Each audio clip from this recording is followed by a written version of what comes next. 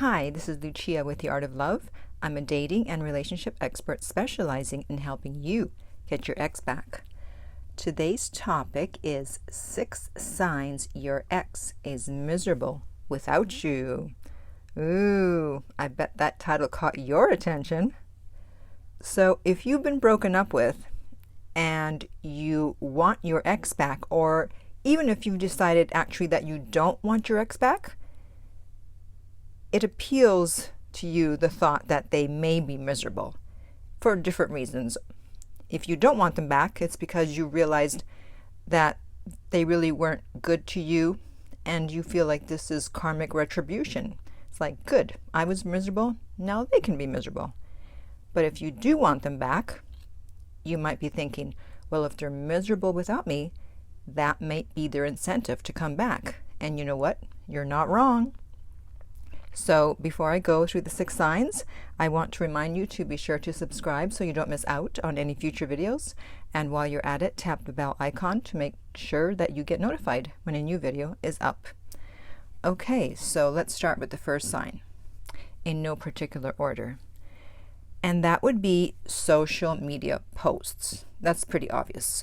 If they put sad posts or memes, if they were happy, they obviously would not be posting about sad things. And they may be doing it because they want you to reach out, but don't fall for it. They still need to reach out.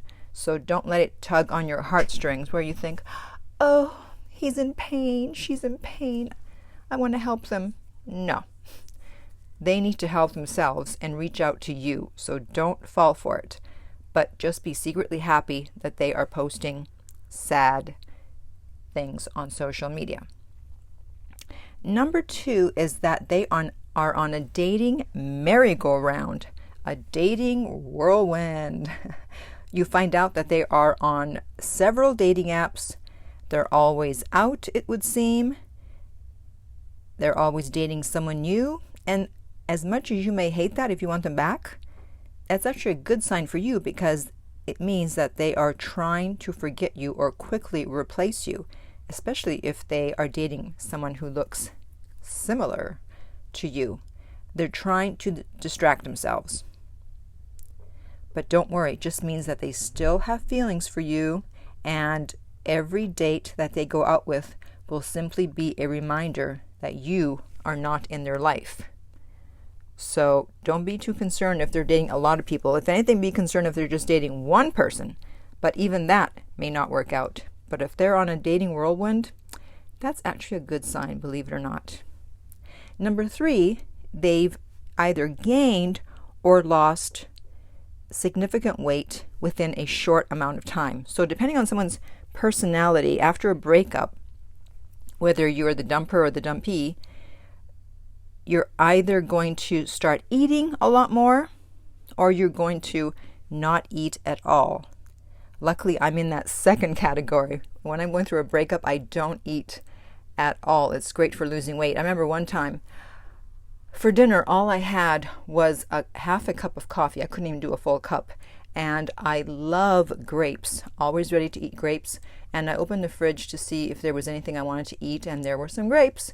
And you know what? I could not even put one grape in my mouth. The thought of putting one grape did not appeal to me. So if you see that someone's lost a lot of weight or gained a lot of weight, then it's a sure sign that they are probably miserable without you. The next one is drunk dialing. No, this is not a new TV show. You've heard the saying, the drunk mind speaks the sober heart. So alcohol usually gives people courage to do and say what they would normally not do or say. So if all of a sudden you hear from them when they've been drinking, then that's a good sign that they are not happy without you. I remember one time when I was 21, I broke up with this guy just kind of on the spur of the moment for no real reason. And I was a brat, I know. That's what happens when you're 21. And then within a week or so, he called me drunk in the middle of the night. He's like, why did you break up with me? I know, it was bad. But luckily, I later apologized, so. But yeah, so if you hear from your ex when they're drunk, that's actually a good sign, believe it or not. Moving on, number 5 is trash talking. Trash talking about you. And what's happening here is that they feel low. So they're trying to bring you down to their level. They're trying to convince themselves and anyone else around who will listen that, you weren't all that. But do not react. Do not get sucked in. Understand what's happening is they're upset with you and they are probably not very happy without you. So they're trying to make you seem insignificant. But if you were that insignificant, they wouldn't be wasting time talking about you. So they're contradicting themselves. So again, just ignore it and carry on with the no contact. And then finally, number 6 is they become shut-ins. Now, at the moment that I'm recording this, we are currently, a lot of us, still shut-ins because of what's going on. We've all become shut-ins all of a sudden. But in normal times, I'm talking about. Now, usually dumpees do this in the beginning when they've been dumped. They want to be alone with their thoughts. So they shut themselves in, literally and figuratively, and then eventually they start to feel better. However, dumpers, it's the opposite. They're usually okay at first, but then when they find out that single life isn't as wonderful as they thought it would be, eventually they too want to be alone with their thoughts. So there you go. Those are the 6 signs your ex is miserable without you. And let me go through them once again.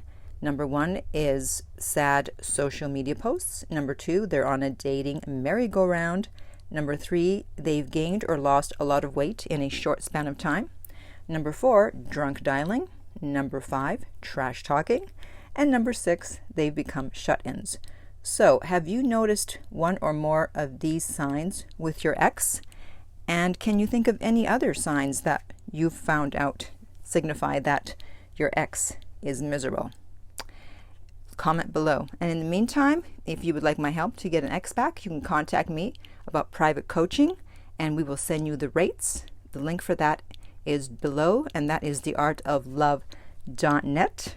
And if you found this video helpful, then please like and most importantly share so that other people can benefit from it just as you have. If you're listening on iTunes, I would appreciate if you would rate and review the podcast.